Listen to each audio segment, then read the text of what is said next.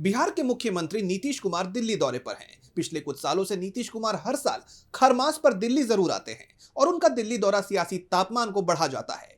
इस बार उनका दौरा बिहार में नई सरकार गठन के महीने भर बाद हुआ है और वो भी खरमास में। उसके बाद सवाल उठ रहे हैं कि खरमास के बाद क्या बिहार की सियासत में बड़ा बदलाव आने वाला है?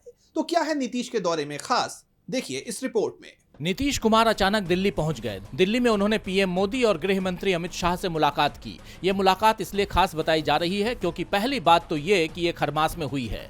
बिहार की सियासत में खरमास का अलग ही महत्व रहा है।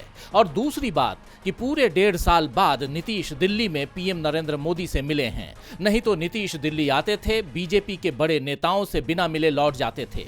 1.5 साल पहले जून 2024 में नीतीश की पीएम से मुलाकात हुई थी। यह मुलाकात लोकसभा चुनाव के नतीजे आने और नरेंद्र मोदी के एक बार फिर से पीएम बनने के चलते हुई थी। अब नीतीश आए हैं, पीएम से मिले हैं। दरअसल खरमास के बाद बिहार में बड़े सियासी उलटफेर की बात हो रही है।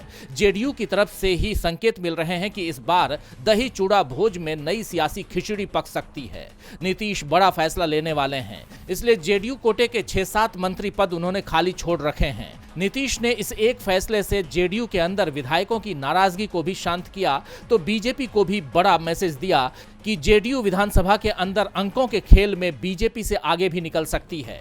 फिलहाल नीतीश की पलटी मारने की बातें तो नहीं हो रही हैं, लेकिन नीतीश अपनी सत्ता को मजबूत करने के लिए बड़े खेल की तैयारी में जरूर जुटे हुए हैं।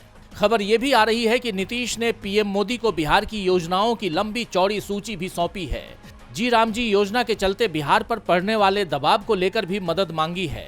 चुनाव में कई बड़े ऐलान किए थे, उसके लिए भी आर्थिक मदद चाहिए। और सबसे बड़ी चिंता आने वाले समय में राज्यसभा और विधान परिषद के चुनाव भी हैं, जिसमें सहयोगियों को साधना है। नीतीश ने बीजेपी के सामने तमाम मुद्दे रख दिए हैं। खबरें आ रही हैं कि विधानसभा चुनाव तक नीतीश शांत थे और अब वो भी चंद्रबाबू नायडू की तरह केंद्र को अपने समर्थन की कीमत मांग रहे हैं। इसीलिए सरकार बनाने के बाद वो दिल्ली ही नहीं पहुंचे बल्कि पीएम मोदी और उनकी सरकार के मंत्रियों से भी मिल रहे हैं। यानी आने वाले समय में नीतीश दिल्ली सरकार की बड़ी मुसीबत बनने वाले हैं।